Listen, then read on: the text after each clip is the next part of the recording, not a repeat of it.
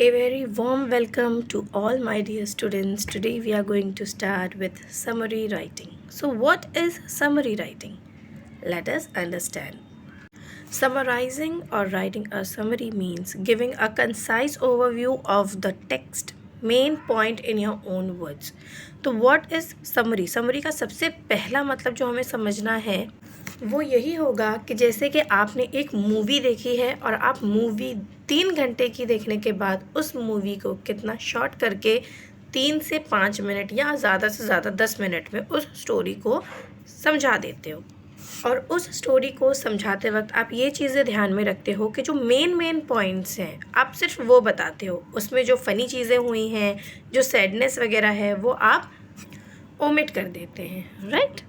बिल्कुल उसी तरीके से जब हम कोई समरी लिखते हैं तो जो पूरा का पूरा चैप्टर होता है, नॉवेल होती है, कोई भी चीज़ हो, उसको आप समरी में जितना शॉर्ट कर सकते हो आपको उसे उतना शॉर्ट कर देना है। Is that clear? Now the second point is a summary is always much shorter than the original text. So अब मुझे ये लगता है कि आप लोगों को व्हाट इज़ समरी तो बहुत अच्छे से पता चल गया होगा। तो अब मैं आप लोगों को ये बताती हूँ कि आप लोगों को while writing summary writing what are the points that you have to keep it in your mind.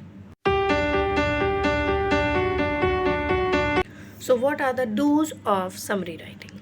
सबसे पहले जो चीज़ आपको देखनी है वो ये होगी कि read and re read the passage.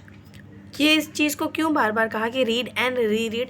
क्योंकि आपको जो भी पैराग्राफ दिया होगा, जो भी पैसेज दिया होगा, उसको आपको 2 बार पढ़ना है कम से कम, ठीक है। 2 बार पढ़ने से क्या होगा, एक बार आप उसे पढ़ोगे, दूसरी बार में पढ़ने से आप वो बहुत अच्छे से समझ पाओगे। रीड, री read the passage and second thing is understand, ठीक है। जैसे ही आप उस पैसेज को समझ लेते हो, third thing that comes is read the instructions. आपको क्वेश्चन वही अटैम्प्ट करना है जिसका आपको इंस्ट्रक्शन दिया गया है। ऐसा ना हो कि आपको दे दिया हो क्वेश्चन और आप उसमें समरी राइटिंग लिख कर आ रहे हो, ठीक है। बिकॉज आप लोगों को 2 तरीके के क्वेश्चंस दिए होते हैं। एक में होता है कि एक पैसेज दिया है, आपको उसकी समरी तैयार करना है, और दूसरा होता है कि आपको एक पैसेज दिया है, उससे आपको क्वेश्चन पूछे गए हैं, आपको वो लिखना है। तो अभी जिस चीज़ पे हम ध्यान दे रहे हैं वो कौन सा पार्ट है कि आपको समरी देखकर उसको शॉर्ट करके लिखना है। Now next point is find exactly what you need to summarise. आपको हाईलाइटेड वर्ड्स को बहुत अच्छे से ध्यान रखना है। Identify the main idea through the process of asking question. आपको मेन आइडिया उसका पता करना है, क्योंकि उसके थ्रू जो उसका मेन आइडिया होगा आप उसका टाइटल ऐड करोगे, ठीक है। मैं आप लोगों को इसका फॉर्मेट भी बताऊंगी। Form short sentences on your own. Okay, यहाँ पर ध्यान दीजिए कि आप short sentences of your own बनाएंगे, ठीक है। आपको यूज़ आपकी लैंग्वेज करना है। Connect the sentences using linkers, और सारे सेंटेंसेस को एक दूसरे से लिंक करते हुए लिखेंगे। ये नहीं कि आपने एक सेंटेंस कुछ बना दिया, सेकंड सेंटेंस उससे बिल्कुल हटा हुआ बनाया। नो, आप एक सेंटेंस जो बनाएंगे उसका सेकंड सेंटेंस उसी रिगार्डिंग होगा। Remove redundant words and sentences from the key sentences. यानी इसका मतलब क्या है, व्हाट इज़ रिडंडेंट वर्ड? सिर्फ आप ये समझ लीजिए, ये होता है कि एक वर्ड को बार बार रिपीटेशन जिसे हम कहते हैं, आपको इसमें रिपीटेशन बिल्कुल नहीं करना। जैसे कि एक छोटा सा सेंटेंस है जो एक बात में बात हो सकती है पर उसको बड़ा करके बोला गया है, तो आप उसको क्या करोगे, आप उसको 1 वर्ड में जब कर दोगे तो वो पूरा सेंटेंस 1 वर्ड में डिस्क्राइब हो जाएगा। समरी राइटिंग कोई बहुत टफ नहीं है, बहुत ईजी है।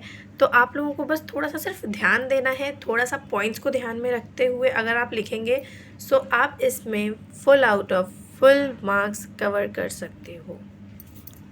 Now let us move further.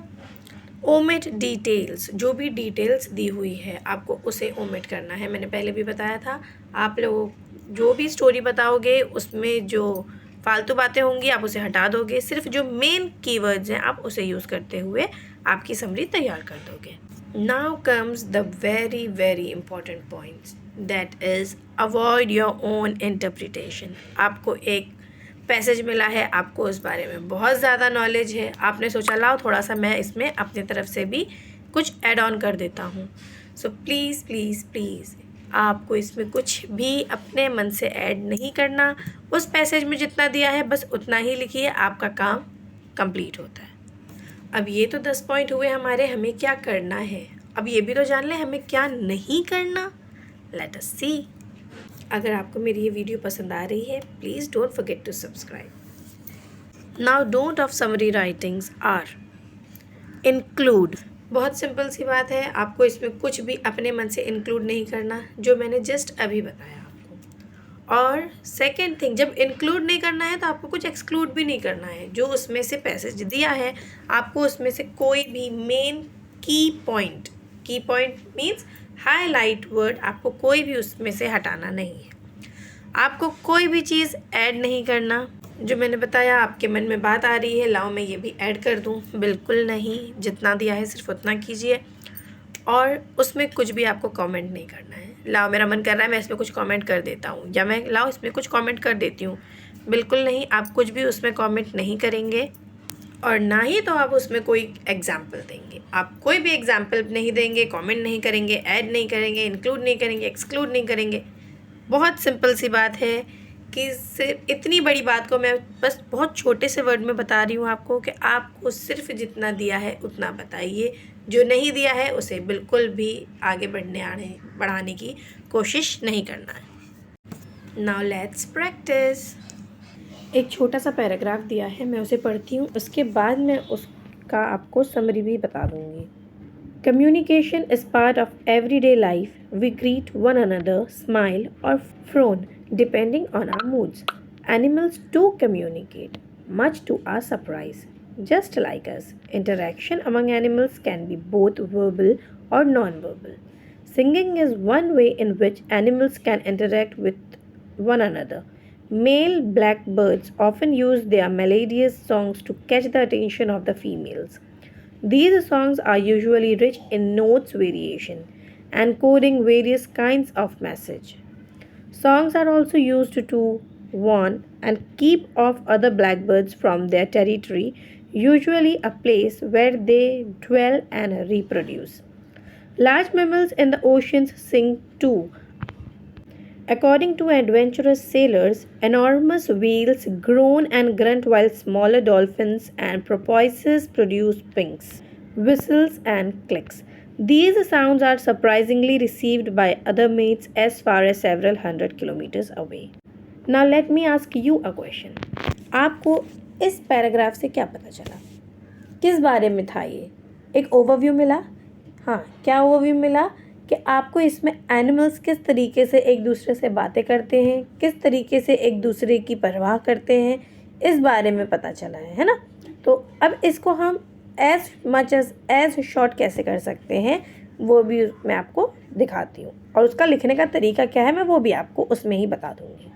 तो सबसे पहले हमें जो करना है वो हमें लिखना है इसका ब्यूटीफुल सा टाइटल, ठीक है। और टाइटल लिखने के बाद आपको एक पैराग्राफ में इसका कंक्लूजन बता देना है कि इस इतने बड़े पैसेज में आपको क्या समझ में आया, और क्या नहीं करना है वो तो ज़रूर ध्यान रखिएगा, ठीक है। सो इसमें हमने टाइटल क्या दिया, communication in the animal world. Let us start. Communication is common to both humans and animals and is used to convey different moods and messages through verbal and non-verbal modes. Male blackbirds are known to sing to attract females as well as to keep other blackbirds off their territory. Similarly, sea mammals sing to attract mates as far as hundreds of kilometers away. So आपने देखा कि कितनी बड़ी बात थी, कितनी छोटी सी बात में बता दी। क्या बताया कि एनिमल्स और ह्यूमंस बात तो दोनों करते हैं, और दोनों का बात करने का तरीका वर्बल और नॉन वर्बल दोनों हो सकता है। अब जो मेल ब्लैकबर्ड्स होती हैं वो फीमेल ब्लैकबर्ड्स को अपने सिंगिंग के थ्रू अट्रैक्ट करती हैं, और साथ ही साथ वो आवाज़ वो अपनी टेरिटरी से उन लोगों को दूर रखने के लिए भी करते हैं। और सिर्फ इतना ही नहीं कि बर्ड्स सिमिलरली जो सी मैमल्स हैं वो भी एक दूसरे को सिंगिंग के थ्रू अट्रैक्ट करते हैं, एंड वो अट्रैक्शन हंड्रेड्स ऑफ किलोमीटर्स दूर से भी होता है, ठीक है। Hope this was very interesting summary writing, जो आप लोगों को बहुत अच्छे से समझ में आ गई होगी। अगर ये समझ में आया है तो please don't forget to like, subscribe, and don't forget to share this और इसके बाद आप लोगों को क्या टॉपिक पे वीडियो चाहिए है, please don't forget to comment down.